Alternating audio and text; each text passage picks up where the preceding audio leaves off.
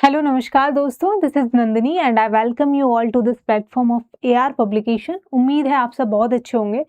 तो जैसा आप सबको पता है कि हमारा फिजिक्स का जो क्लासेस हैं वो आपकी चल रही हैं। फ्री में हम आपको क्लासेस प्रोवाइड कर रहे हैं। रेलवे फाउंडेशन बैच फ्री में आपका स्टार्ट हुआ है, जिसमें हम जीएस का पूरा सिलेबस जो है वो मेरे द्वारा कंप्लीट कराया जाएगा। ठीक है।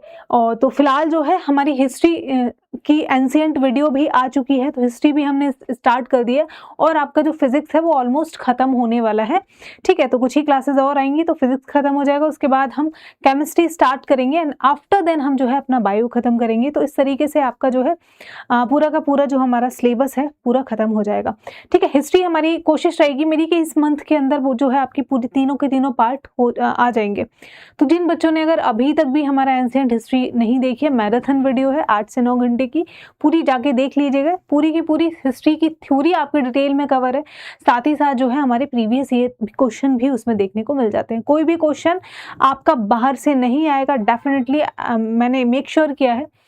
सारे के सारे टॉपिक्स जो हैं एग्जाम की रेलेवेंसी को देखते हुए सब कुछ आपको जो है उस वीडियो में समझाया गया है, साथ ही प्रीवियस ईयर क्वेश्चंस भी आपको कराए गए हैं। ठीक है, बाकी जिन बच्चों ने अगर अभी तक हमारा चैनल सब्सक्राइब नहीं किया है तो यार पब्लिकेशन के इस चैनल को सब्सक्राइब कर लीजिए, साथ ही बेल आइकन का बटन भी आपको प्रेस कर देना है। इसकी वजह से कोई भी हमारा लेटेस्ट अगर वीडियो आती है तो उसकी अपडेट आप लोगों के पास टाइम से पहुंच सके। आज हम देखो बात करेंगे फिजिक्स में लाइट की। प्रकाश क्या होगा? वॉट एवर यू सी, जो कुछ भी आप अगर देख पा रहे हो वो किसकी वजह से है? वो हमारी लाइट की वजह से, प्रकाश की वजह से है। ठीक है, मैं कहूँ अगर सूरज एक दिन नहीं निकलेगा ना तो आपको कुछ भी दिखाई नहीं देगा, जैसा कि होता भी है। जब रात में एकदम अंधेरा होता है तो क्या हम कोई भी चीज देख पाते हैं? नहीं देख पाते, क्योंकि उस वक्त हमारे पास लाइट नहीं होती है। फिर हम क्या करते हैं बच्चों? फिर हम क्या करते हैं, कई बार अपने फोन की टॉर्च का, फ्लैश का इस्तेमाल करते हैं, फिर कोई मोमबत्ती जला लेते हैं कि हमारे लिए लाइट्स की अवेलेबिलिटी हो जाए। तो लाइट की जैसे ही अवेलेबिलिटी होगी आपको कोई भी ऑब्जेक्ट जो है हमारा दिखाई देना शुरू हो जाएगा। काफी बड़ा चैप्टर है ये थोड़ा सा, ठीक है, और यहाँ से क्वेश्चंस भी बनते हैं। तो हम सारी की सारी चीजें देखेंगे इस चैप्टर के अंदर। मैं बता देती हूँ आपको क्या क्या कवर होगा। रिफ्लेक्शन ऑफ लाइट देखेंगे हम, रिफ्रैक्शन ऑफ लाइट देखेंगे हम। ठीक है, जो हमारे मिरर हैं उसके टाइप देखेंगे हम। प्लेन मिरर हो गया, स्फेरिकल में हम क्या देखेंगे? कॉनकेव मिरर देखेंगे, कॉन्वेक्स मिरर देखेंगे। अभी मैं हिंदी में इंग्लिश में बोल रही हूँ, हिंदी इंग्लिश दोनों ही आपकी लैंग्वेज रहने वाली है। ठीक है, और फिर हम सारी की सारी चीजें, इमेज फॉर्मेशन कैसे होता है, ठीक, कि हमारा ऑब्जेक्ट यहाँ पे है तो हमारा जो आपकी इमेज बनेगी वो आपके कहाँ बनेगी, सारी चीजें आपको बहुत ही क्लैरिटी के साथ जो है समझाया जाएगा। बस बने रहिए। तो ये हमारा जो है लाइट का पार्ट 1 होने वाला है। क्या है? पार्ट 1। शायद इसके 3 पार्ट आएंगे, तब कहीं जाके थ्योरी के साथ साथ क्वेश्चन कराने के बाद हमारा जो पूरा चैप्टर है वो आपका कंप्लीट हो जाएगा। ठीक है, लाइट के बारे में बात करें तो लाइट क्या है? प्रकाश ऊर्जा का वह रूप है जो वस्तुओं को देखना संभव करता है। जैसे आपको बताया मैंने, ये है हमारा सन। ठीक है, दिस इज सन। ऐसे तो होता है सूरज। ठीक है, ये है हमारा सूरज। अब आपको मैं बता दूं, आपको हमें चीजें क्यों दिखाई देती हैं। सूरज से किरणें आती है, सूरज से लाइट आती है, लाइट ही है ना ये। ठीक है, सूरज से लाइट आएगी। जैसे मैं बता दूं, यहाँ पे कोई भी व्यक्ति खड़ा है, कोई लड़की खड़ी है, राम, सीमा, गीता, जो भी आप मान लो, ठीक है, ये खड़ी हुई है। अगर मैं, और सेकंड मैं जो हूं ना, वो मैं यहाँ पे खड़ी हुई हूँ। ठीक है, मैं जो है मैं यहाँ पे खड़ी हुई हूँ। अब मुझे ये जो लड़की है वो क्यों दिखेगी? पहले जो सन की रेज है ना, लाइट जो है, लाइट उस पे पड़ेगी, फिर लाइट जो है क्या करेगा, लाइट जो है हमारी रिफ्लेक्ट होके वापस से मेरी आंखों में आएगी। यानी कि लाइट जो है, प्रकाश उस वस्तु पे पड़ा, वस्तु से प्रकाश जो है वापस से प्रकाश का आपको क्या देखने को मिलेगा? रिफ्लेक्शन, परावर्तन देखने को मिलेगा। फिर क्या है, हमारी आंखों पे जाएगा वो। इसी रीजन की वजह से कोई भी इमेज हमारे आंखों में क्रिएट बनेगी और उसके बाद वो प्रतिबिंब जो है, वो जो भी ऑब्जेक्ट है वो हमको दिखाई देता है। सारी चीजें इसीलिए काम कर रही है। आपके अराउंड जितनी भी वस्तु है आपको क्यों दिखाई दे रही है? क्योंकि उस पर लाइट पड़ रही है। लाइट पड़ने के बाद, लगने के बाद वो वापस से आ रही है, हमारी आंखों पे पड़ रही है और हमको कोई भी ऑब्जेक्ट जो है वो दिखाई देता है। ठीक है, क्या बोलते हैं हम इसको? परावर्तन, रिफ्लेक्शन ऑफ लाइट की वजह से। ठीक है, बाकी लाइट जो है हमारी हमेशा स्ट्रेट लाइन में चलती है। कैसी? हमेशा सीधी रेखा में आपकी लाइट जो है वो चलेगी। प्रकाश सीधी रेखा में हमेशा चलता है। इस वजह से ही हमको क्या देखने को मिलती है? जो छाया बनती है किसी भी वस्तु की, जैसे मैं हूं, मैं धूप में जाऊंगी, मेरा एक शैडो बनेगा। उसका रीजन ये है कि लाइट की एक प्रॉपर्टी है कि वो हमेशा सीधी रेखा में चलती है। इस वजह से ही हमको किसी भी वस्तु का, किसी भी चीज की छाया देखने को मिलती है। ठीक है, और अगला पॉइंट है हमारा कि प्रकाश को चलने के लिए किसी भी माध्यम की आवश्यकता नहीं होती। प्रकाश को ट्रैवल करने के लिए भी किसी भी मीडियम की आवश्यकता नहीं होती। इस चीज़ को ऐसे समझिए, वैसे वेव्स वाला जब हमने चैप्टर पढ़ा था तो मैंने ये चीज़ आपको समझाई थी। फिर एक बार ही समझ लेते हैं कि जो प्रकाश है वो हमारा वैक्यूम में भी चल सकता है। जैसा मैंने बताया आपको, हमारे एयर में तो अभी मीडियम है, चलो ठीक है, हमारे एटमॉस्फेयर में मीडियम है, एयर है, पार्टिकल्स हैं, बहुत सारी चीज़ें हैं। लेकिन जब हमारा सूरज है, सूरज स्पेस से आता है, तो आपको पता है स्पेस में कोई एटमॉस्फेयर तो नहीं है। ठीक है, स्पेस में हमारा कोई एटमॉस्फेयर नहीं है, तो आपकी जो लाइट है ना वो वहां से भी हमारी पास तक पहुंच रही है, नीचे आपको देखने को मिल रही है। तो इससे समझ आता है कि हमारी लाइट को ट्रैवल करने के लिए कोई भी कोई भी आपकी मीडियम की आवश्यकता, माध्यम की नहीं होती, वैक्यूम में भी कर लेती है वो ट्रैवल। ठीक है, तो यही सारे पॉइंट हमने देखे। Light is a form of energy, और लाइट क्या है, प्रकाश क्या है, एक प्रकार की ऊर्जा है, ऊर्जा ही तो है और क्या है। ठीक है, तो light is a form of energy that enables us to see object. अगला पॉइंट बोला था हमने, light travels in a straight line, rectilinear propagation of light जो है हम इसको बोलते हैं। ठीक है, हेंस शैडो आर फॉर्म्ड, इसी वजह से हमारा जो है शैडो आपको देखने को मिलता है। Light does not require a medium and it can travel through a vacuum, vacuum से भी वो जो है आपका ट्रेवल कर सकती है। ठीक है, तो हमने देखा कि कैसे आपका कोई भी ऑब्जेक्ट देखने के लिए प्रकाश का होना बहुत जरूरी हो जाता है। स्पीड ऑफ लाइट की बात करेंगे तो स्पीड ऑफ लाइट होती है हमारी 3 × 10 की पावर 8 मीटर पर सेकेंड। ठीक है, इस स्पीड से हमारी जो है लाइट आपकी चलती है। देखो, एक क्वेश्चन मैं आपको दे रही हूँ होमवर्क के लिए, सारे बच्चे कमेंट बॉक्स में बोलोगे। ठीक है, लाइट को अर्थ तक पहुंचने में हमारा कितना समय लगता है, टाइम मतलब रुको प्रॉपरली लिख देते हो। ठीक है, ये आपका होमवर्क क्वेश्चन है, हाउ मच टाइम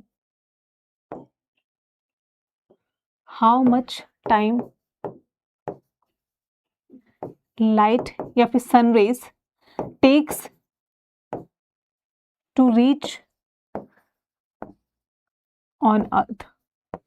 पृथ्वी तक पहुंचने में लाइट को हमारा कितना समय लगता है, प्रकाश को पृथ्वी तक पहुंचने में कितना समय लगता है, मिनट, घंटा, सेकंड, आप जो है आंसर दोगे।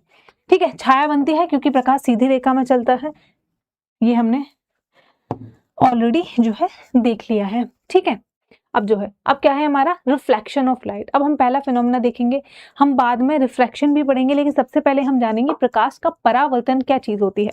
तो प्रकाश का किसी भी सतह से टकराकर वापस लौट जाना परावर्तन कहलाता है, और यही रीजन है कि हमको सारे के सारे ऑब्जेक्ट जो हैं वो विजिबल होते हैं, हमको दिखाई देते हैं। ठीक है, तो क्या कह लेते हैं, परावर्तन को क्या बोलेंगे हम, प्रकाश का चमकीला सतह से टकराकर उसी माध्यम में वापस से लौट जाना क्या बोलता है, हम क्या कहते हैं हम, reflection of light, the bouncing back of a light into the same medium after striking a shiny surface, it's called reflection। same medium, ठीक है, same medium में, जैसे इस वस्तु पे कोई लाइट टकराई, वापस से आ गई, हवा में है ना, ठीक है, लाइट गई, हवा जो है एक माध्यम था, एयर मीडियम था। ठीक है, वापस से जब हमारी लाइट वापस आई है तो किस मीडियम में, ये तब भी हमारा एयर में ही आई है ना, तो इसको क्या बोलते हैं, परावर्तन बोलते हैं। रिफ्रैक्शन में मीडियम चेंज हो जाता है। ठीक है, वो हम बाद में देखेंगे। तो क्या है, ये हमने देख लिया कि सेम मीडियम में वापस जब आ जाती है, इसको हम रिफ्लेक्शन बोलते हैं। जैसे ये क्या है हमारा, ये मान लो आपका मिरर है। ठीक है, ये है हमारा मिरर, इस पे लाइट ऐसे करके टकराई। ठीक है, लाइट हमारी टकराई, फिर हमारी लाइट जो है वापस से जो है इसी माध्यम में हमारी लौट गई। इसको हम क्या बोलेंगे, इसको हम बोलते हैं इंसिडेंट रे, और इसको हम बोलते हैं reflected ray. Incident ray, reflected, मतलब यहाँ से लाइट आ रही है, इस पे टकराई, टकराने के बाद वापस से जो है वो हमारी लौट जा रही है, यही आपका परावर्तन या फिर हम बोल सकते हैं रिफ्लेक्शन आपका कहलाता है। आगे समझ में देखो, अब इसमें हमारे दो प्रकार के होते हैं, एक रेगुलर रिफ्रैक्शन होता है, एक हमारा कैसा होता है, इररेगुलर। रेगुलर में बात करें तो सरफेस कैसी है, जिससे हमारा टकरा रही है प्रकाश की किरण, तो वो हमारी सरफेस चिकनी होगी, कैसी होगी, स्मूथ होगी, तो आपका बनता है रेगुलर रिफ्लेक्शन। ठीक है, और इसमें हमारी जो इमेज बनती है वो आपकी क्लियर दिखाई देती, स्पष्ट, और हमारी कैसी, क्लियर दिखाई देगी। ठीक है, इसका एग्जाम्पल हम लेके चलते हैं, मिरर जो हमारा शीशा हो गया, कैसी है, चिकनी सतह है। ठीक है, फिर आता है हमारा इर्रेगुलर रिफ्लेक्शन। अगर आपकी खुरदुरी सतह है, चिकनी नहीं है, तो रेगुलर कैसा होगा, सॉरी रिफ्लेक्शन परावर्तन कैसा होगा, इर्रेगुलर होगा। ठीक है, कैसा होगा हमारा, अनियमित होगा। ठीक है, तो हमारी धुंधली या फिर आपकी कोई भी छवि बनती हुई दिखाई ही नहीं देगी, जैसे दीवार हो गया, कागज हो गया, इस तरीके से। ठीक है, अब हम बात करते हैं हमारा टोटल इंटरनल रिफ्लेक्शन, परावर्तन, आंतरिक परावर्तन, पूर्ण आंतरिक परावर्तन। ठीक है, इसको हम देखें तो ये क्या कहता है, जब प्रकाश किसी घने माध्यम से हल्के माध्यम में जाता है। ठीक है, घने माध्यम से हल्के माध्यम में जा रहा है, जैसे अंदर गया, उसके बाद किसी दूसरे माध्यम में जा रहा है जो माध्यम हल्का था। ठीक है, और आपतन कोण क्रिटिकल कोण से अधिक होता है तो प्रकाश वापस घने माध्यम में परावर्तित होता है। इसका एग्जाम्पल है डायमंड क्यों चमकता है, हमारा डायमंड के अंदर आपको TIR, टोटल इंटरनल रिफ्रैक्शन का फिनोमेना देखने को मिलेगा। इसी वजह से हमारा जो डायमंड है वो आपका चमकता है। इसमें क्या होता है, जो हमारा क्रिटिकल एंगल होता है, जो हमारा आपतन कोण होता है, वो क्रिटिकल कोण से ज्यादा होता है। क्या हमारा, कि एंगल ऑफ इंसिडेंट, जिस एंगल से हमारी रेज जो है गिर रही है, उसका जो हमारा कोण होता है वो ज्यादा होता है क्रिटिकल एंगल से। ठीक है, और इसी वजह से जब वापस लौटती है तो आपको जो डायमंड है ना वो हमको चमचमाता हुआ एकदम से नजर आता है। ठीक है, बाकी ये हमने शायद देख लिया। डिफ्यूज रिफ्लेक्शन क्या है देख लो एक बार। विकृत परावर्तन एक्चुअली में इरेगुलर रिफ्लेक्शन ही है, जब प्रकाश खुरदुरी समान सतह से होकर विभिन्न दिशाओं में हमारा फैल जाता है तो इसको अनियमित परावर्तन हम कहते हैं। ठीक है, इस घटना को विकृत परावर्तन या फिर अनियमित परावर्तन आपका कहा जाता है। अब हम देखेंगे कि जो हमारा रिफ्लेक्शन है उसके कुछ नियम है, कुछ लॉज हैं। ठीक है, लॉज ऑफ रिफ्लेक्शन की हम बात करेंगे। ठीक है, लॉज ऑफ रिफ्लेक्शन में जब हम देखेंगे, एक सेकेंड, लॉज ऑफ रिफ्लेक्शन की जब हम बात करते हैं तो सबसे पहला हमारा लॉ क्या बोलता है, आवर्तित कोण इज इक्वल टू हमारा परावर्तित कोण।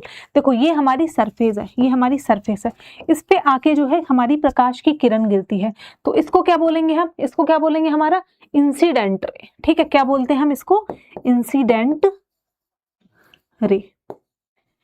ठीक है, फिर हमारी ये जो है प्रकाश की किरण इस रे से हमारी इस तरीके से वापस लौट गई, ये हमारी क्या होगी, आपका रिफ्लेक्टेड रे। हिंदी में ऑलरेडी लिखा हुआ है। ठीक है, तो हिंदी वाले बच्चों को परेशान नहीं होना, ये जो हमारा इमेज है इसमें लिखा है, ये आपतित कोण है और ये हमारा परावर्तित, सॉरी ये आपतित किरण है और ये हमारा परावर्तित किरण है, यानी कि ये हमारा इंसिडेंट रे है और ये है हमारी रिफ्लेक्टेड रे। ठीक है, रिफ्लेक्टेड रे। अब मैं बात करूं कोण की, तो यहाँ पे हम कोण को निकालने के लिए पहला रूल बोल रहा है कि angle I will be equal to the angle R, कि जिस एंगल के साथ किरण गिरी है और जो कोण के साथ किरण गिरी है वो कोण हमेशा बराबर होगा जिस कोण के साथ आपकी किरण जो है उस सरफेस से टकरा कर वापस लौटी है। तो उसके लिए हम ना एक नॉर्मल रे बीच में खींच लेते हैं, कोई मतलब नहीं है इसका। ठीक है, इस तरीके से, तो यहाँ पर ना हम एक नॉर्मल रे जो है वो आपका खींच लेते हैं, नॉर्मल रे हम खींच लेंगे। आगे समझ में। अब आप लोगों को इतना तो पता होगा कि जब हम किसी भी चीज के लंबवत एक लाइन खींच देते हैं परपेंडिकुलर, तो एंगल कितना हो जाता है हमारा, एंगल हो जाता है आपका 90 डिग्री, हो जाता है ना हमारा 90 डिग्री। ओके, चलो ये वाला 90 डिग्री वाली चीज हम बाद में देखेंगे, पहले ये सोचो, जो हमारा ये वाला एंगल है इसको हम बोलेंगे एंगल I और इसको हम बोलते हैं एंगल R। ठीक है, इसको हम क्या बोलेंगे, आपका एंगल R। ठीक है, तो angle I will be equal to angle R हमारा, यही हमारा फर्स्ट लॉ जो है वो बोलता है कि आपका आपतन कोण जो होगा वो बराबर होगा हमारे किसके, परावर्तन कोण के। आपतन कोण हमेशा परावर्तन कोण के जो है वो आपका इक्वल रहने वाला है। अब आप क्या कोण पता लगा सकते हो कभी, ठीक है, कोण पता लगा सकते हो, बताओ। ठीक है, तो आपको लगा, जैसे मैंने बोल दिया कि ये वाला एंगल अगर मैंने आपको दे दिया कि ये वाला एंगल है हमारा 40 डिग्री, ये मैंने कह दिया कि ये एंगल है आपका 40 डिग्री। अब आप पता करो एंगल I और एंगल R कितना होगा। अब आपको इतना पता, ये हमने परपेंडिकुलर नॉर्मल खींच रखा है, तो ये जो नॉर्मल वाला पूरा एंगल बनेगा ये 90 डिग्री होगा, होगा या नहीं होगा। लंबवत जब लाइन खींचते हैं तो 90 डिग्री का कोण बनता है परपेंडिकुलर। ठीक है, 90 में से 40 माइनस करोगे तो कितना बचेगा, ठीक है, कितना बचेगा, 50 बचेगा, 50 बचेगा ना, ठीक है। तो एंगल आर कितना हो जाएगा हमारा, 50 हो जाएगा। जब एंगल आर 50 है आपका, तो फिर हमारा एंगल आई भी 50 होगा, क्योंकि एंगल आई भी बराबर है ना। तो एंगल आई अगर पूछ ले हमसे तो angle I will be equal to 50 degree. Angle I और एंगल आर दोनों हमारे बराबर हो जाते हैं, ठीक है। तो पहला नियम तो हमारा ये बोलता है। अब हम अगले नियम पे चलेंगे। अगला नियम हमारा क्या बोलेगा, रूल 2 क्या कह रहा है, रूल 2 बोलता है कि आपतित किरण तथा परावर्तित किरण तथा अभिलंब हमेशा एक ही तल में होंगे, एक ही सिंगल प्लेन में होंगे, ठीक है। कैसे, रुको, जैसे ये है फोन, ठीक है, इस पे हमारी इस तरीके से रे गिरेगी, ठीक है। ये हमारी रे ऐसे करके गिरी, फिर ये यहाँ पे टकराई, फिर इस तरीके से ये वापस निकल गई। तो ये जो प्लेन है ना, ये हमारा एक ही प्लेन में आपकी तीनों चीज होने वाली है, ठीक है। मतलब एक ही तल पे तीनों लाइंस हमारी बनेंगी, ठीक। चाहे हम नॉर्मल रे की बात कर लें, चाहे हम इंसिडेंट रे की बात करें, चाहे फिर हम रिफ्लेक्टेड रे की बात करें, तीनों की तीनों हमारी जो है क्या है, आपकी एक ही सिंगल प्लेन में जो है वो हमारी होने वाली है, एक ही तल में हमारी होंगी, ठीक है। कोण हमेशा अविलंब से ही नापा जाता है, तो कोण नापना भी मैंने बता दिया आपको, ठीक है। पहले तो ये तीनों की तीनों जो लाइन होंगी, जाने वाली, वापस जाने वाली, आने वाली, वापस जाने वाली, और ये हमारी नॉर्मल रे, इंसिडेंट रे, IR शॉर्ट में लिखूंगी, ये है हमारी रिफ्लेक्टेड रे, और ये है हमारी नॉर्मल रे, इसको अभिलंब बोलेंगे, ठीक है। तो हम जब ये वाला एंगल नापेंगे तो हमेशा इसके कंपैरिजन में नापते हैं, ठीक है। अभिलंब से ही एंगल को हमेशा नापा जाता है, याद रखिएगा। और यह जो नियम है हर प्रकार के दर्पण पर लागू होता है, ऑल टाइप्स ऑफ मिरर, चाहे वो हमारा कैसा प्लेन मिरर हो, चाहे फिर वो हमारा स्फेरिकल या फिर आपकी गोलीय दर्पण क्यों ना हो, ठीक है। तो ये वाला नियम जो है हमारा, this law is applicable in all type of mirror, ठीक है। देख लिए, दोनों समझ लिए हमने, 2 रूल हमने समझ लिए। आगे चलते हैं हमारा, अब आगे और देखते हैं आगे क्या बोलता है। आगे आता है हमारा रूल एंगल ऑफ डेविएशन, यानी कि विचलन कोण का। ये क्या है, चलो देखते हैं। आपतित कोण अपने वास्तविक सीधे पथ से जितना कोण से विचलित हो जाती है उसे विचलन कहते हैं, उसे विचलन कहते हैं, समझे। देखो समझो, ये वाली जो रे है ना, इस सरफेस पे पड़ी थी। अब देखो बेटा इसको जाना तो था सीधे रास्ते, इसको जाना तो था सीधे रास्ते, लेकिन ये जो है यहाँ पर मुड़ गई। या इसको हम ऐसे बनाते हैं, इसको जाना तो ऐसे था, सीधे जाना था, सीधे सीधे जाना था, ठीक है। लेकिन ये जो है क्या है, हमारी ऐसे करके ऐसे भटक गई। जैसे क्या, आपके माँ बाप आपको पढ़ने के लिए भेजते हैं, बेटा जाओ पढ़ाई करो। अब आपको जाना तो सीधे अपने गोल की तरफ था, जो था आपका गवर्नमेंट जॉब, लेकिन बीच में ऐसे भटका हुआ जाते हैं कि आप उधर ना जाके डेविएट होके किसी और ही रास्ते पे चले जाते हो, ठीक है। सेम इस रे का हाल है, इसको जाना तो सीधे था लेकिन ये डिफ्लेक्ट हो गई। अब एंगल ऑफ डिविएशन यही कहता है कि जितना ये अपनी सीधी रेखा से इसको जाना था, जितना ये डिफ्लेक्ट हुई है उस रे से, वही हमारा एंगल ऑफ डिविएशन कहलाएगा। तो वो एंगल कितना होगा, ठीक है, जैसे इस कोण से ये डिविएट हो गई, ठीक है, तो ये हमारा एंगल ऑफ डिफ्लेक्शन हो जाएगा, ठीक है। ये हमारा क्या होगा, आपका एंगल ऑफ डिफ्लेक्शन हो गया। आगे समझ, ठीक है। यही था कि जाना था सीधे, लेकिन ये जो है क्या है, आपका रिफ्लेक्ट हो जाती है। तो जितना सीधी रे जानी थी उसके कंपैरिजन में जितना ये डिफ्लेक्ट हो गया, जो एंगल बना दोनों लाइन के बीच में, वही हमारा एंगल ऑफ डिफ्लेक्शन आपका कहा जाता है, ठीक है। The angle by which an incident ray is deviated from its original, यही था इसका सीधा रास्ता तो ये था, लेकिन ये मुड़ गया, ठीक है। Straight path is called angle of deviation, ठीक है। एक समतल सतह पर अपवर्तन, refraction at the plane surface, ठीक है। तो ये कहाँ पे, ये सारी की सारी चीजें आपके प्लेन सरफेस पे हो रही हैं। अब मैं पूछूं आपसे, एंगल ऑफ डेविएशन क्या आप निकाल पाओगे, बताओ, निकाल सकते हो। मैंने ये वाला एंगल आपको बोल दिया, देखो सबसे पहले तो यहाँ पे नॉर्मल खींच लिया मैंने, ठीक है, ये बन गया मेरा नॉर्मल। अब मैं आपको बोलूं, आपको एंगल ऑफ डेविएशन पता करना है। अब मैंने आपको बोल दिया कि बेटा ये वाला एंगल जो है ना, ये हमारा 40 डिग्री है, ये हमारा एंगल 40 डिग्री है। अब आप पता करो कि एंगल ऑफ डेविएशन कितना होगा। तो एंगल ऑफ डेविएशन कैसे निकालोगे हमारा, ठीक है। एंगल ऑफ डेविएशन हमारा क्या रहता है, बताओ, ठीक है। Angle of deviation is equal to हमारा क्या रहेगा, आई माइनस आर हो जाता है। क्या हमारा आई माइनस आपका आर हो जाएगा। देखो ये तो हो गया मेरा 40 डिग्री। अब मैं पूछूं आपसे ये वाला एंगल निकालना है तो कैसे निकालोगे। ये मेरा 40 है तो आपको इतना पता है, जब एंगल आई 40 है तो हमारा एंगल आर जो ये वाला है एंगल आर, ये भी मेरा 40 होगा, ये मेरा 40 होगा या नहीं होगा, ठीक है। होगा 40। ठीक है, अब मुझे ये पता है कि ये पूरा 90 डिग्री होता है, तो जब ये 40 हो गया तो ये वाला रिमेनिंग कितना होगा बताओ, ये वाला रिमेनिंग कितना होगा, ये रिमेनिंग कितना होगा, ये हमारा 40 हो गया तो ये रिमेनिंग कितना होगा आपका 50 होगा। ठीक है, ये हमारा 50 होगा और ये वाला आपका 40 था ही, ये हमारा 40 था ही, तो 40 ये हो गया, ये हमारा कितना हो गया आपका 50 हो गया।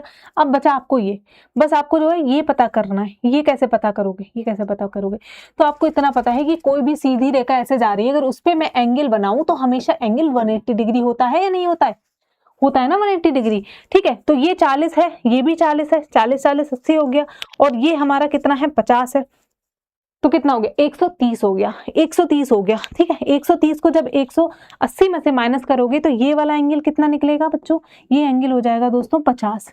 ठीक है, अब अगर पूछो एंगल ऑफ डेविएशन कितना होगा, तो 50 में ये वाला 50 निकला ना, 50 में ये वाला हमारा कितना था, ये भी हमारा 50 था, 50 में 50 जोड़ दोगे तो हमारा कितना हो जाएगा 50 + 50, ये हमारा हो जाएगा 100। ठीक है, तो एंगल ऑफ डेविएशन क्या निकल के आ जाएगा हमारा, आपका 100 निकल के आ जाएगा।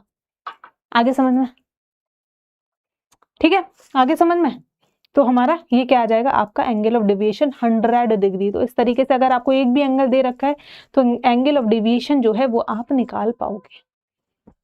ठीक है, अब हम देखते हैं इमेज, प्रतिबिंब हमारा क्या होता है। ठीक है, प्रतिबिंब कैसे बनता है, कि जो आप शीशे में हमारी इमेज देखते हो या किसी भी वस्तु की जब इमेज बनती है तो वो हमारी कैसे बनती है, इमेज क्या होती है, प्रतिबिंब क्या होती है, देखते हैं। जब हमारी परावर्तित किरणें आपस में मिलती हैं या फिर मिलती हुई प्रतीत होती हैं, तब हमारा क्या बनता है, प्रतिबिंब बनता है। When reflected rays meet or appears to meet, an image is formed। सारा का सारा लाइट का खेल है। मान के चलो ये एक सरफेस है, ठीक है, मान के चलो ये एक सरफेस है, ठीक है, इस सरफेस पे ये वाली सरफेस है, ठीक है, ये हमारी सरफेस है। अब इस सरफेस पे कोई भी हमारी रे जो है वो गिरी है, कि क्या है, हमारी कोई भी रे आपकी जो है वो गिरी है। ठीक है, उसके बाद हमारा क्या क्या बोल रहा है, ये परावर्तित किरणें आपस में मिलती हैं या फिर हमारा मिलती हुई प्रतीत होती है। Reflected ray meets or appear to meets and images form. ठीक है, जो हमारी जो ये रिफ्लेक्टेड रे है, ऐसे कोई भी सरफेस पे जब आपकी इमेज बन रही है तो वो तब बन रही है इमेज जब बहुत सारी रेज एक सरफेस के अंदर गिरती है। कोई एक तो नहीं गिर रही है, एक जगह, दूसरी जगह, तीसरी जगह। ठीक है, तो वो जाके कहीं ना कहीं एक जगह मिलती है या फिर हमको ऐसा प्रतीत होता है कि वो मिल रही है, तब आपकी क्या है, इमेज बनती है। मैं इसको ना आपके एक मिरर वाला एग्जाम्पल जो है, स्फेरिकल मिरर वाला लेके समझाती हूँ। ठीक है, ये हमारा स्फेरिकल मिरर है। ठीक है, यहाँ पर एक रे जो है गिरी है, मान के चलो एक रे इधर से भी गिरी है। ठीक है, अब जो है फिर ये इस तरीके से हमारा वापस लौट गई, ये भी इधर वापस लौट गई। ठीक है, अब आपको लग रहा है कि ये ऐसे जब वापस निकली है, ये हमारी कैसी है, ये यही तो रिफ्लेक्टेड रे है ना, यही तो आपका रिफ्लेक्टेड रे है ना, और एक हमारी ये रे रिफ्लेक्टेड रे। अब ये बोल रहा है कि दो रिफ्लेक्टेड रेज या तो मिलेंगी कभी या फिर मिलती हुई प्रतीत होंगी। अब आपको लगता है कि ये कभी मिलेंगी, जितना दूर जाएंगी ये उनके बीच की दूरी उतनी ही ज्यादा बढ़ती जाएगी, तो इनफाइनाइट तक भी पहुंच जाएंगी, ये कभी नहीं आपकी मिलने वाली है। तो हमको इसमें कौन सा केस बनेगा कि मिलती हुई प्रतीत होती है। तो ठीक है, हमको क्या, हम ऐसे करके बना लेंगे, इनको पीछे एक जगह मिला देंगे। ठीक है, तो हमारा इमेज का फॉर्मेशन जो है वो यहाँ पर जो है आपको इस पॉइंट पे इमेज देखने को मिल जाएगी। ठीक है, हमको ऐसा लगेगा कि यहाँ पर जो है आपका ये जो लाइंस हैं, जो रिफ्लेक्टेड रेज हैं, आपको मिल रही हैं। आगे समझ में, ये तो वो केस बना जहां पर आपको मिलती हुई जो है वो प्रतीत हो रही है। दूसरा हम केस बनाते हैं, दूसरा और बनाते हैं। ये हमारा मिरर है, ठीक है, इस पे आपकी रे ऐसे करके जा रही है। ठीक है, रे हमारी ऐसे करके जा रही है और ये रिफ्लेक्ट कैसे होगी, इस तरीके से हमारी रिफ्लेक्ट हुई इमेज, सॉरी रे। ठीक है, ये हमारी ये वाली ऐसे करके रिफ्लेक्ट हुई। ठीक है, अब जो है ये दोनों मिल गई ना, अब तो वास्तविक में मिल रही हैं, तो यहाँ पे क्या है, हमारी इमेज बनेगी। यहाँ पे ये क्या है, इनका मीटिंग पॉइंट है। ठीक है, ये क्या है, हमारा मीटिंग पॉइंट है। ठीक है, तो यहाँ पे तो मिल रही है लेकिन वहां पे जो है क्या है, मिलती हुई प्रतीत हो रही थी। ठीक है, तो यदि परावर्तित किरणें, ठीक है, वास्तव में एक बिंदु पर मिलती हैं तो वहां क्या है, उसे वास्तविक प्रतिबिंब बोलते हैं। देखो, जहां पे मिल रही है एक्चुअली वहां पे अगर आपको इमेज बनती हुई दिखाई देगी तो उसको क्या बोलेंगे हम, रियल इमेज बोल देंगे, रियल इमेज। ठीक है, और जहां पर हमें आभासी हो रही है, आभास हो रहा है हमको मिल रही है लेकिन एक्चुअल में नहीं मिल रही है, तो यहाँ पे जो प्रतिबिंब बनेगा वो कैसा बनेगा, वो हमेशा याद रखना, वो कैसा प्रतिबिंब होगा, वो प्रतिबिंब होगा आपका कैसा, आभासी। ठीक है, आभासी प्रतिबिंब होगा। ठीक है, यदि परावर्तित किरणें वास्तव में नहीं मिलती लेकिन उन्हें पीछे की ओर बढ़ाने पर मिलती हुई प्रतीत होती हैं तो उसे आभासी प्रतिबिंब हम कहते हैं। ठीक है, the reflected ray do not actually meet but appears to meet when extended backward a virtual image is formed. अब मैं जो है ना आपको जो भी हमारे यहाँ पे थ्योरेटिकल पोर्शन रहता है उसको दोनों लैंग्वेज में लेकर आ रही हूँ, बिकॉज बहुत बच्चों की डिमांड थी कि we want both language separately, तो दैट्स व्हाई अब मैंने ये वाला फॉर्मेट अपनाया है। अब यही चलेगा कि सारी चीजें जो भी हम पीपीटी पे लेकर आ रहे हैं, ठीक है, चाहे वो बल्कि क्यों ना हो, बड़ा क्यों ना हो, हम दोनों लैंग्वेज में लाइन बाय लाइन लिखेंगे। ओके, अब हम देखो टाइप्स ऑफ मिरर को देखेंगे। क्या हमारा जो हमारे मिरर हैं वो आपके कितने प्रकार के होते हैं, मिरर हमारे जो हैं वो आपके कितने टाइप्स के होते हैं, टाइप्स ऑफ मिरर के बारे में हम बात करेंगे। ओके, तो अब हम बात करेंगे कि हमारे मिरर्स जो हैं वो आपके कितने टाइप के होते हैं। ठीक है, तो हेडिंग डाल लेते हैं हमारी टाइप्स ऑफ मिरर। क्या आपका टाइप्स ऑफ मिरर, दर्पण के हमारे कितने प्रकार होते हैं। सबसे पहले तो हम बात करेंगे यहाँ पे क्या, प्लेन मिरर की। क्या हमारा सबसे पहला आ जाएगा आपका पहला plane mirror. Plane mirror Hindi में भी बोलेंगे, हिंदी में इसको बोलते हैं हमारा समतल, समतल दर्पण। ठीक है, दूसरा हमारा आता है क्या, आपका स्फेरिकल मिरर। स्फेरिकल मिरर, ठीक है, हिंदी में इसको बोलते हैं हम गोलीय दर्पण। क्या, गोलीय दर्पण। ठीक है, अब जो हमारा प्लेन मिरर है वो तो प्लेन मिरर है, लेकिन अब गोलीय दर्पण भी आपका दो टाइप का होता है। ठीक है, दो टाइप्स में इसको हम जो है कैटेगराइज करते हैं। पहला है आपका, पहला कौन सा है, पहला रहेगा हमारा कॉन्वेक्स मिरर। कॉन्वेक्स मिरर, ठीक है, हिंदी में इसकी बात करेंगे तो हिंदी में इसको कहा जाता है हमारा उत्तल दर्पण। ओके, दूसरा है हमारा क्या, concave mirror. Concave mirror Hindi में अगर बात करें तो इस हिंदी में बोलते हैं इसको अवतल दर्पण। ठीक है, तो इस प्रकार से हम जो है मिरर्स को कैटेगराइज करते हैं। एक समतल दर्पण होता है, प्लेन मिरर। ठीक है, प्लेन मिरर। वहीं मैं स्पाइरिकल मिरर की बात करूं तो वो कैसा होता है, देखो वो एक्चुअल में प्लेन मिरर ही है। प्लेन मिरर को जब हम ऐसे कर देंगे, थोड़ा सा ऐसे करके टिल्ट कर दो, ठीक है, बीच में इस तरीके से आपको बनता हुआ दिखाई देगा, है ना, मतलब सीधा ही था, सीधे को थोड़ा सा ऐसे करके, तो ये कैसा बन गया, हमारा स्फेरिकल मिरर बन गया। ठीक है, गोलीय दर्पण बन गया। फिर अगला आता है हमारा कैसा, आपका कॉन्वेक्स मिरर। फिर है हमारा कॉनकेव मिरर। देखो प्लेन मिरर तो ऐसे प्लेन हो जाएगा, गोलीय दर्पण हमारा कैसा हो जाएगा, ऐसे करके हो गया गोलीय दर्पण। गोलीय दर्पण को जब हम काटते हैं, ठीक है, इसकी बाहरी वाली जो सतह है ना और जो इसके अंदर वाली सतह है, इसके बेस पे हमारे इसी गोलीय दर्पण से, सेम गोलीय दर्पण से आपके दो प्रकार के मिरर बन जाते हैं। ठीक है, कैसे हमारे, एक कॉन्वेक्स मिरर और एक हमारा कैसा, आपका कॉनकेव मिरर।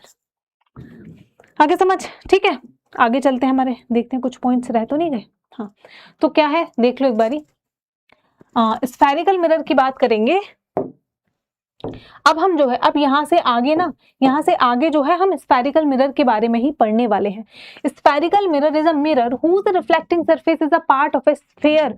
तो जो ये पूरा स्फीयर हो गया, गोला हो गया, तो जो रिफ्लेक्टिंग सरफेस है, मतलब कि जिसपे हमारी आपकी प्रकाश की किरण जो है वो गिर रही है, वो हमारी कैसा होगा, एक स्फीयर का पार्ट होगा। ठीक है, या तो वो इसके अंदर का पार्ट होगा या तो फिर वो इसके बाहर का पार्ट होगा। ठीक है, गोलीय दर्पण वह दर्पण होता है जिसका परावर्तक सतह किसी गोले या फिर स्फीयर का भाग होती है, उसी को हम स्फेरिकल मिरर बोलते हैं। ठीक है, अब स्फेरिकल मिरर हमारे कितने प्रकार के होते हैं, तो स्फेरिकल मिरर हमारे दो प्रकार के होते हैं। एक आपका कैसा होता है, हमारा कॉनकेव होता है, एक हमारा कैसा होता है, आपका कॉन्वेक्स हमको देखने को मिलेगा। ठीक है, हमारा कॉन्वेक्स और कॉनकेव। ये वाला कैसा है हमारा, ये है आपका कॉनकेव मिरर। ठीक है, ये हमारा कैसा है आपका कॉनकेव मिरर। ये हमारा कैसा है, ये है हमारा convex mirror. Convex mirror Hindi में भी लिख लो, ये हमारा कैसा रहेगा, ये है आपका उत्तल दर्पण। उत्तल दर्पण। और ये हमारा कौन सा, ये पा है, ये क्या है हमारा, ये पा। और ये हमारा कैसा है आपका अवतल दर्पण। अवतल दर्पण। ठीक है, ये कैसा है हमारा अवतल दर्पण। तो दो प्रकार के हो गए। ठीक है, और अगर हम वैसे बनाएं तो ये वाला आपका कैसा हो जाएगा, ये है हमारा कौन सा है, ये आपका है कॉनकेव यानी कि अवतल दर्पण। और ये हमारा कैसा है, ये है आपका कैसा कॉन्वेक्स मिरर, ये है हमारा उत्तल दर्पण। आगे समझ में, ठीक है, आगे समझ में। अब जो है, अब ये जो मिरर है ना, मिरर से रिलेटेड हम कुछ पॉइंट्स को अच्छे से डिस्कस करेंगे, नहीं तो आगे चल के हम जो चीज़ें सॉल्व करेंगे, इमेज फॉर्मेशन कैसे होती है, तो हमें कंफ्यूजन होगा। तो इमेज मिरर के कौन कौन से पार्ट्स होते हैं, फोकस कहाँ होता है, ठीक है, सेंटर ऑफ कर्वेचर क्या होता है, ये सारी की सारी चीज़ें जो है वो हम जानेंगे यहाँ पे। ठीक है, तो कॉनकेव देखा, लाइट यहाँ से पड़ रही है और हमारा मतलब ये जो है ना रिफ्लेक्टिंग सरफेस है, ये रिफ्लेक्टिंग सरफेस है, ये अंदर का सरफेस है, इसमें ये हमारा अंदर का है, ये हमारा रिफ्लेक्टिंग सरफेस है। आगे समझ में, आगे चलते हैं हमारा। ठीक है, अब हम सबसे पहले तो बात करेंगे हमारा किसकी, सेंटर ऑफ कर्वेचर की। The centre of curvature is a part of the centre of a sphere of which the reflecting surface of a sphere mirror forms a part. वक्रता केंद्र वह बिंदु होता है जो उस गोले का केंद्र होता है जिसका एक भाग गोलीय दर्पण की परावर्तक सतह होती है। देखो, जैसे ये हुआ हमारा मिरर। अब इस मिरर की बात करूं, इस मिरर की अगर मैं बात करूं तो ये है इसकी रिफ्लेक्टिंग सरफेस, ये है इसकी रिफ्लेक्टिंग सरफेस। अब कहीं ना कहीं ये वाला जो मिरर है हमारा, ये वाला जो मिरर है, ये किसी स्फीयर का तो पार्ट रहा होगा ना, उसी से तो हमने काट के बनाया है। ये किसी स्फीयर का तो पार्ट रहा होगा ना, किसी गोले का पार्ट रहा होगा ना, है ना, तभी तो इसको हमने मिरर बना दिया। तो यानी कि इसका जो बीच का जो सेंटर होगा, ठीक है, सेंटर होगा, जो बीच का बिल्कुल सेंटर होगा, जो स्फीयर रहा होगा इस मिरर का, जो उसका बीच का सेंटर था, केंद्र था, उसी को हम क्या बोलते हैं, इसी को बोलते हैं हम सेंटर ऑफ कर्वेचर। ठीक है, क्या बोलते हैं हम, सेंटर ऑफ कर्वेचर, वक्रता केंद्र। ठीक है, क्या बोलेंगे, वक्रता केंद्र। तो मतलब किसी गोले को, बड़ी से गोले को काट के ही तो इससे मिरर बनाया ना, तो जब वो गोला था उस गोले का कोई सेंटर भी होगा, ठीक है, जो मतलब कि उसको दो रेडियस में बराबर बराबर में डिवाइड करता होगा, तो वही सेंटर हमारे लिए क्या है, वही सेंटर आपके लिए वक्रता केंद्र है। इस इमेज में शायद दिख जाए हमको, ठीक है, इस इमेज में शायद दे नहीं रखा है, ठीक है, तो वही हमारा क्या रहेगा, आपका वक्रता केंद्र जो है वो आपका रहने वाला है। आगे समझ में, फिर हम आते हैं रेडियस ऑफ कर्वेचर पर। अब रेडियस ऑफ कर्वेचर क्या होता है, देखो, radius of curvature is the distance between the pole of a spherical mirror and its centre of curvature. अब पोल क्या है, अब पोल भी आपको पता होना चाहिए, ठीक है, पोल भी हमको पता होना चाहिए।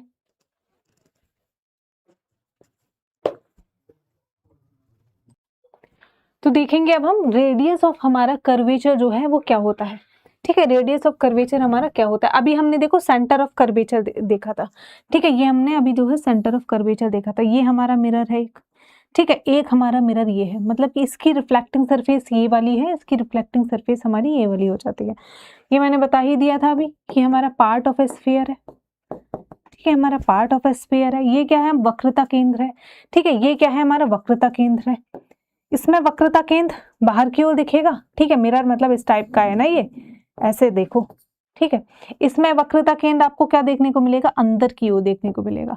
ये मिरर हमारा इस टाइप का, याद रखना, ठीक है, तो हमारा it was also a part of a sphere, ठीक है, इसका वक्रता केंद्र ये होगा, दोनों मिरर का बता रही हूँ, ठीक है। तो ये क्या बोल रहा है हमारा, वक्रता त्रिज्या वह दूरी होती है जो गोलीय दर्पण के ध्रुव और वक्रता केंद्र के बीच होती है, ठीक है। बात है हमारा रेडियस ऑफ कर्वेचर, वक्रता त्रिज्या क्या होती है। तो ये हमारा क्या हो गया, वक्रता केंद्र से लेके आपकी कहाँ तक की दूरी, केंद्र से लेकर हमारा पोल तक की दूरी, ये क्या है, आपका पोल है, ये हमारा पोल है। पोल क्या होता है?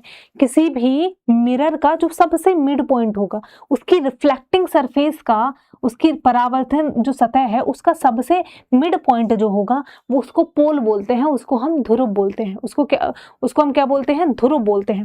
तो ये हमारा पोल हो गया। सेम इसमें ये हो गया हमारा पोल। पोल से लेके वक्रता केंद्र तक की जो दूरी है इसको हम क्या बोलते हैं? इसको हम बोलते हैं वक्रता त्रिज्या। इसी को हम बोलेंगे क्या? वक्रता त्रिज्या। आगे समझ में? ठीक है, तो ये हमारी हो गई वक्रता त्रिज्या। इसमें हमारी ये हो गई आपकी क्या? हमारा आपका क्या होगा? Radius, radius of curvature.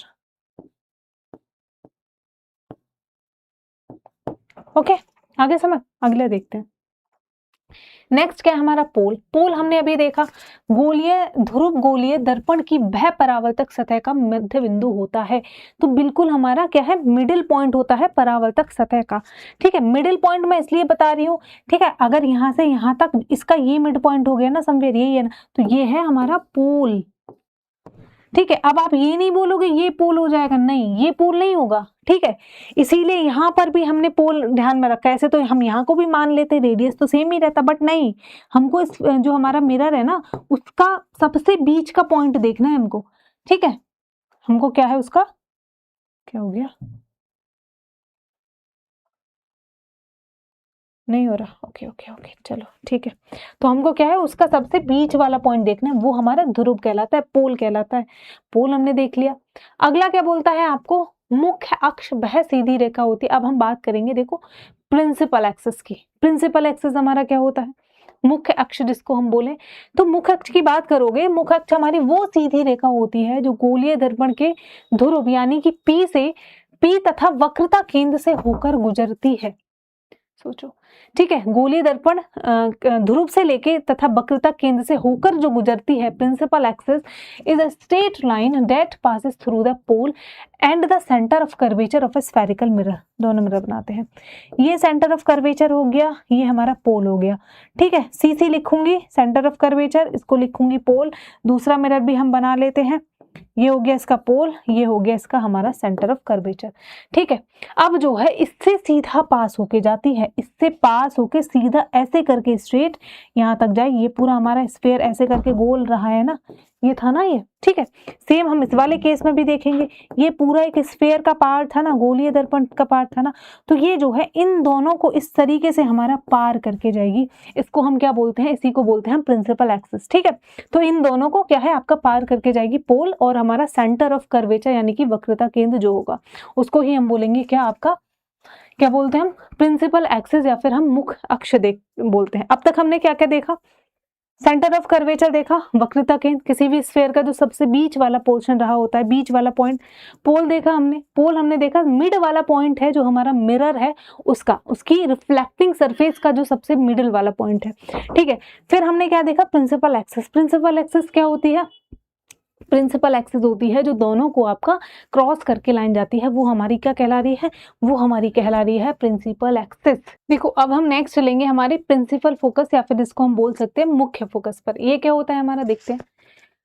Principal focus is the point on the principal axis where rays of light parallel to the principal axis after reflection from spherical mirror converge, concave mirror में होगा, and appear to diverge in हमारा convex mirror। Hindi में पढ़ते, मुख्य focus वो बिंदु होता है जो गोलीय दर्पण के मुख्य अक्ष पर स्थित होता है। किस पर? मुख्य अक्ष पर स्थित होता है। ठीक है, प्रिंसिपल एक्सिस पर, यानी कि जहां मुख्य अक्ष के समांतर आने वाली प्रकाश किरणें परावर्तन के बाद अवतल दर्पण में क्या देखने को मिलेगा? मिलती हैं। अवतल दर्पण में तो मिलती हैं और उत्तल दर्पण में हमको मिलती हुई प्रतीत होती हैं। चलो दोनों केस हम बना के देखते हैं, अवतल दर्पण का भी और हमारा उत्तल दर्पण का भी। ठीक है, सबसे पहले हम अवतल दर्पण का बनाते हैं। अवतल दर्पण, ये हमारा अवतल दर्पण हो गया। ये क्या है इसका? ये है हमारा पोल। ये क्या है हमारा? पोल। ये क्या है हमारा? वक्रता केंद्र, सेंटर ऑफ कर्वेचर। सी ही लिखूंगी मैं, इसको याद रखिए। ठीक है, ये हमारा क्या है? ये है आपकी प्रिंसिपल एक्सिस। ठीक है, ये हमारी क्या है? ये हमारी प्रिंसिपल एक्सिस है। ठीक है, अब हमारा क्या हुआ? इस तरीके से हमारी किरण आई, प्रकाश की किरण आती है, ऐसे आती है। अब ये इस पे रिफ्लेक्ट होगी, ठीक है। अब ये क्या है हमारा, रिफ्लेक्ट हो जाएगी। कैसे होगी, इस तरीके से ये जो किरण है आपकी वापस लौट जाएगी, ये वाली किरण भी हमारी वापस लौट जाएगी। और यहाँ पे जो है आपका, यहाँ पे क्या है, यहाँ पे आपका क्या है, ये दोनों किरण जो रिफ्लेक्ट हुई थी परावर्तन के बाद वापस जो लौटी, आपको मिलती हुई दिखाई देंगी। असल में मिल रही है, दिखाई नहीं दे रही है। ये होगा हमारा क्या, यही है हमारा फोकस, यही है हमारा क्या, प्रिंसिपल फोकस। ठीक है, हमको इमेज इस केस में कैसी दिखाई देगी, इमेज इस केस में आपको देखने को मिलेगी कि हमारी इमेज जो है ना वो रियल है, रियल है, ठीक है। वही हमको उत्तल दर्पण के केस में देखने को मिलेगी, इमेज जो है, प्रतिबिंब हमारा जो बन रहा है ना, वो कैसा है, वो हमारा आभासी है। कैसा है, आभासी है, वर्चुअल है। अब आपको लग रहा है इमेज, हम पूरी किसी ऑब्जेक्ट की इमेज कैसे देख पाते हैं, तो ऐसे बहुत सारे फोकस बनते हैं, ठीक है। हर मतलब जो हमारा कोई ऑब्जेक्ट है उसके हर पॉइंट से वो जाएगी ना, रिफ्लेक्ट प्रकाश की किरण जाएगी, हर पॉइंट पे प्रकाश की किरण का जाना है, हर पॉइंट से जो प्रकाश की किरण है हमारी वापस भी लौटेगी, ऑब्वियसली है, ठीक है। तो ऐसे जो फोकस है ना वो बहुत सारे बनेंगे, फिर वो जब इकट्ठे हो जाते हैं तो हमको पूरा का पूरा ऑब्जेक्ट जो है ना वो दिखाई देता है। तो ऐसे बहुत सारे फोकस होते हैं, ठीक है। दूसरा हम उत्तल दर्पण वाला केस बनाते हैं। ये है हमारी परावर्तित सतह, यहाँ से जो है आपकी ये रेज आई, ये रेज आई, इसमें हमारा पोल ये होता है, ध्रुव ये होता है, ठीक है। ये है हमारा सेंटर ऑफ कर्वेचर, है ना, ये आपकी क्या है, ये है प्रिंसिपल एक्सिस।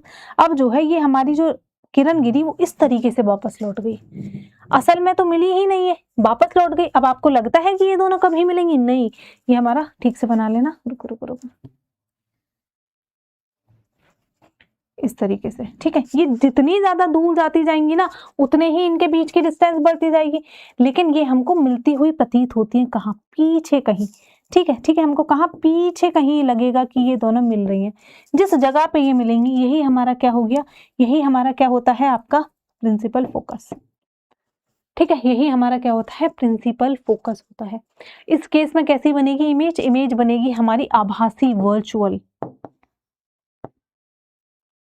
कैसी इमेज है हमारी, इमेज वुड बी वर्चुअल, प्रतीत हो रही है, मिल नहीं रही है, तो इमेज कैसी बनेगी, आभासी बनेगी। अब हम देखते हैं हमारा फोकस दूरी या फिर फोकल लेंथ की बात करें तो वो क्या होती है। देखो, फोकस दूरी वह दूरी होती है जो गोलीय दर्पण के ध्रुव यानी P और मुख्य फोकस के बीच आपकी होती है। The focal length is a distance between the pole of a spherical mirror and the principal axis. यहाँ देखते हैं, अच्छा काम करते हैं, दोबारा से बना लेते हैं, ठीक है। फोकल लेंथ को हम डिनोट करने के लिए कौन सी होगी, दोनों मिरर बनाएंगे, ठीक है। ये रिफ्लेक्टिंग सरफेस है, यहाँ पे जो है हमारी प्रकाश की किरण आई, इधर से भी जो है आपकी आई प्रकाश की किरण, ठीक है। इधर से हमारी ऐसे रिफ्लेक्ट हुई और यहाँ पर जो है जाके मिली। ये क्या है, ये है हमारा फोकस, ठीक है। ये है हमारा फोकस और ये क्या था हमारा, सीसी है। ये है हमारा क्या, आपका, ये आपको देखने को मिलेगा, ये है हमारा पोल। ये क्या है हमारा, दिस इज पोल। तो ये क्या बोल रहा है, focal length is the distance between the pole of a spherical mirror and its principal focus.